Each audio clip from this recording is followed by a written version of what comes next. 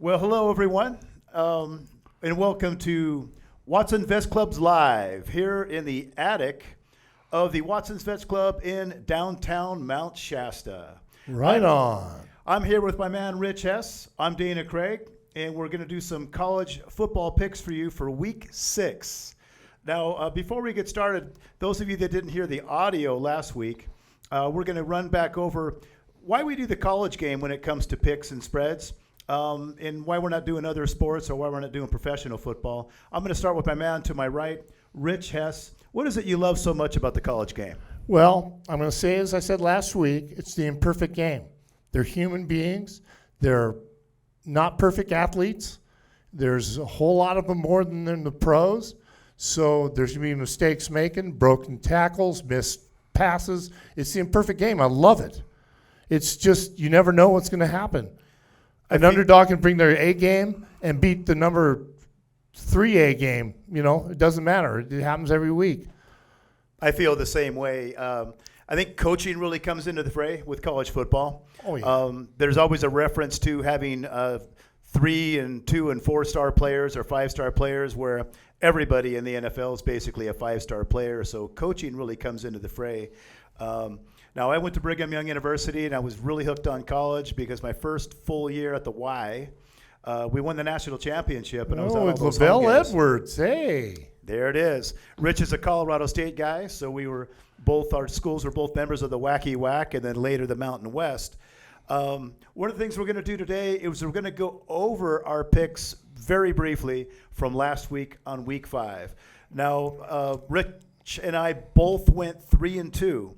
Straight up in the 5 games that we picked. I held on to my 3-2 against the spread. And Rich, you were 2-3 last week against the spread. Yeah, well, the spread killed me, but my picks were solid. Absolutely. We were 60% straight up, 50% as a team against the spread, and there were some close ones. So this is our first audio version, and we're going to go ahead and get started. Our first video version. Our first video version. Thank you so much. Get that right. Thank you. Takes two to tango. Thanks for keeping me on track there. Well, this week we researched 5 games apiece. We did our homework. We looked at data through our research and saw what other experts were saying, and we also have some connections out there that we think will help us this week. Rich, are you ready to get started? Yeah. Well, I start off with USC Washington State. What do you think there? USC Washington State, it just seems like the USC is starting to steamroll. The spread in that game is -12 versus Washington State. So USC is at home at the Coliseum. And you're going with USC -12. Oh, yeah. USC is just a powerhouse. I'm going to say it once again. They've got all the weapons on offense. I'm not very solid on their defense yet, but I haven't seen them enough to seed their defense, to be honest with you. But I know they've got the offensive weapons because, Riley's an offensive-minded Oklahoma coach. They like to put points on the board. It's interesting that the spread, I want to say, is as low as -12, which really helps your pick. Washington State has done some amazing things. They won in Madison, Wisconsin, which was not expected.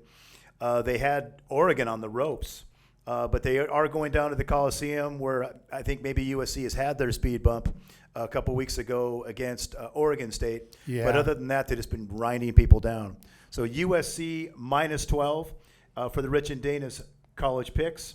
That's our first one out of the gate. Looking on, I'll go back to one of my picks.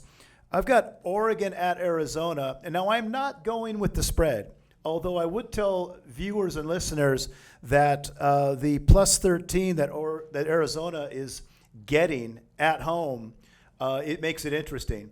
What I'm doing here is under 70 points.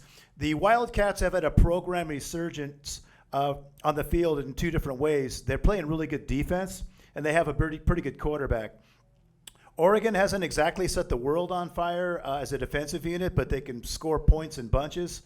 However, I think Arizona's defense, in addition to the fact that they've got some good quarterback play, is going to run the clock. They play at home in Tucson, And I just think that the score is going to come out something like 35-17. So if you're interested in doing a parlay, that means that Oregon would probably cover the 13 points and the score would fall under. So that would be a good parlay bet to do. Oh, we're getting complicated with the parlays now. Getting complicated with the parlays. My first one. But that was just a kind of a suggestion. But you can hold me to Oregon at Arizona under 70 points. Rich, you're up next. Your next pick is Michigan minus 21 at Indiana. Once again, Michigan with all the weapons, defense and offense, and poor Indiana. They're just going to be licking their wounds after this one, I think. But you never know, man. It's still the Big Ten, you know. You never know. Michigan had a 20-point lead over a good defensive unit, Iowa, in Iowa. This is back-to-back road games. I really don't think Indiana is Iowa. And I definitely think that – I don't think 21 and a half is too much to overcome. That little half point is the hook.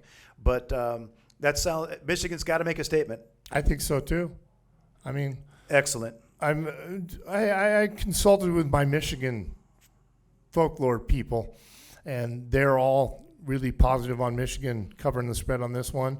And my Michigan people also came up with another bonus pick that we're going to have a little later in the game. I've got some Michigan insiders, which kind of gives me a little bit of, let's say, overlay of the games coming up. You know, they follow it very closely. They're Michigan religious, you know. Doesn't matter if it's Detroit or the Lions or whatever. They're just all Michigan all the way. It helps to have those regional people that pay attention to one part of the country or another. Oh, yeah. They cover it closely. And that helps us out a lot when we have our people putting input, because you can only do so much homework, and they don't have the sports magazines anymore like they used to. Tough to find. It's an internet world for sure. Yep, it's all internet, so we have to do our homework on the line. My next pick is Kansas State -2 at Iowa State. Iowa State came out of the gates looking pretty good. They've been backed down a little bit. They haven't had a lot of success.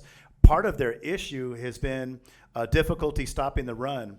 Adrian Martinez for Kansas State has had 300 yards rushing across 2 games. He's changed his style of play. It's not that he is not a good passer. It's after the Tulane game when they tried to make him a pocket passer, things did not go well. They had an embarrassing loss against Tulane. And since then, Adrian Martinez has changed his game. As a team, Kansas State rushes the football for about 367 yards a game. And playing an Iowa State team, even though it's in Iowa State, that has difficulty against the rush, I don't think they'll have trouble covering the 2. I don't believe so either. I'm going to go with that one with you, 100%. Up next is Rich's next pick. Okay. And it is Kentucky -10.5 versus South Carolina Gamecocks. Kentucky's going to bounce back after a loss at Ole Miss. They're hot. They're 4-1. So I think they're going to bounce back hard. South Carolina hasn't shown me much this year. I'm going with Kentucky, and that's the Watson's Vets Club pick of the week, because Chris Watson, the owner of this bar, where you should come down and have a beer sometime, is a big Wildcat Kentucky fan. So we're picking Wildcats over South Carolina and the points. So that's what we're doing this week for Watson's Vets Club. We kind of owe Chris Watson of Watson's Vets Club this pick this week, because we picked against him last week against Michael Leach's Mississippi State team, and they didn't cover. Kentucky covered the points that they were getting. So I like your pick there, and it's not a mountain to climb. Kentucky -10.5 versus South Carolina.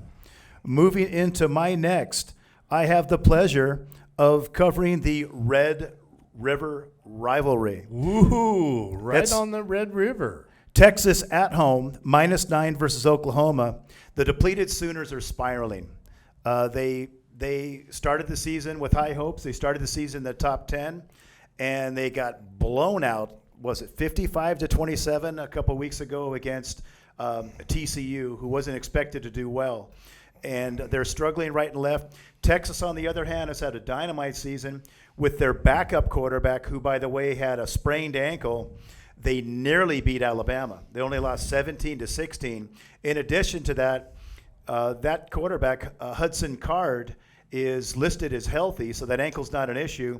And their starting quarterback is now ready to play. So with those two intangibles, I don't think that Texas will have any trouble covering the 9 points versus Oklahoma at home. Any thoughts, Rich? I have only thoughts. It's the Red River rivalry. It is the Red River rivalry. And it's played at the Cotton Bowl, I do believe. Yes, it is. And looks like Texas is going to have their way this year. Yeah, I like them in this one, and it's single-digit points. You're always ready to be wrong. That's why it's gambling, but I really think that Texas covers here. Yeah, I believe so, too. I mean, Oklahoma's depleted. Now, this is a big one. Rich is going out on a limb. I had to fire myself from Mountain West picks after my guarantee that the Wyoming Cowboys were going to win the Mountain West, and they got blown out by San Jose State last week. Rich, you're picking Fresno State plus 7.5 up on the Smurf turf in Boise, Idaho, against the Boise State Broncos. I think that Fresno State just needs a win. They've played some teams tough this year, and I think they're going to surprise Boise State. Boise State's depleted again. They've lost some teams to the portal, and let's wait and see. I think Fresno State's going to cover, and they're going to win, and they're going to make a statement on the Smurf turf. I'd like to give a little motivational shout out to Steven Comstock, number 22, a safety from Fresno State that went to Northview High School and was a state medalist wrestler as well as a tremendous quarterback who's now a safety at Fresno State. Let's go get it, Steven. So that's Fresno State minus 7.5 on the road at Boise. My next one here, I feel as though I was talked into this, getting ahead of myself. My next one is Clemson minus 20.5 at Boston College. What are your thoughts on that one? Well, what I figure with that particular game is both teams had a Jekyll and Hyde act. Clemson has had difficulty covering, but I think they really need this one. Even though they're up in Boston College, the Eagles bounced back last week and did a dynamite job. But I really think that the fifth ranked nationally Clemson team needs to make a statement if they're going to have a chance to get into the college playoff. And I think part of that statement is putting away teams that they should bury. Even though they're up in Boston College, I'm going to give up those points. And if I stand points, the point spreads change sometimes on the hour, so that's what I'm looking at. I've got it at 20.5, so I think 3 touchdowns with extra points should be good enough. I think it'll be a close game early, but I think the Clemson Tigers wear Boston College down in the second half. Davo Sweeney, he's going to show no mercy. He needs to put up some style points to get his team up there. I mean, where they rank 5th in the country right now? They are. Yeah, and he needs to put up style points, and no one else can do it but Davo Sweeney, and Steve Spurrier needs to put up some style points on his games. That's a good point. Yeah, I mean, they make those style points, that makes you look better or whatever. I don't agree with it myself. I mean, when a team goes down 50-3 or whatever, I mean, come on. Hey, well, Georgia dropped behind Alabama for having a close game against Missouri. They didn't even lose. In today's college football game, unfortunately, well, it's always kind of been that way. Style points matter. I know. Whether we like it or not. We have seen teams drop in the ranking even though they remained undefeated, just because they didn't put away who experts thought were an inferior opponent. I know. I don't agree with that. I mean, I don't agree with the opening games either. The Colorado States versus Michigans and stuff for $1.5 million money games. I don't agree with those because it's going to be ugly. It's hard for us to pick those games, especially when there's like a 41-point over. Well, they pay to play games. Yeah, the pay to play games because they got a new stadium or they got to pay for their athletic program some way. Every now and then it's a lottery ticket. Marshall was such a paid-to-play team against Notre Dame this year, and Marshall ended up winning that game. It happens. Against the Golden Domers, so that's funny when it happens. But it's like the Appalachian State-Michigan game a few years back. Oh, yeah. Made the front cover of Sports Illustrated. That was dirty. Yeah. Your last pick, Rich, and you alluded to it earlier, going back to the Midwest Peninsula of Michigan. You've got Michigan earlier, but now you've got Western Michigan -5 over Eastern Michigan. Well, I think they play for something. I'm not quite sure. And if there's an Eastern Michigan or a Western Michigan fan out there that could tell us what they play for, we'd love to hear from them. But it looks like Western Michigan this year. Eastern Michigan, which were the Hurons, that changed their names, I think, to the Emus. I do believe so. I think there actually is a prize for Western, Eastern, and Central Michigan. Something I'll have to look it up and get back to you. I think it's like the directional trophy. Okay. Or something crazy like that. But listeners and this is our wacky Mac of the pick of the week. The wacky Mac. Yeah. I mean, it reminds me of the old whack. I mean, they just throw the ball, put all their best offenses, all of their best players on offense, and go for the best. That's the only way they're going to win.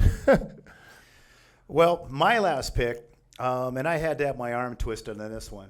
Oh, yeah. Rich got after me, and our friend Mike downstairs. I don't like to pick with my heart, especially, these are games that we're offering to gamblers that we think we know a lot about. But if I'm playing the pick or just flat out picking it, I've been told by the powers that be that I have to bet with my heart sometimes.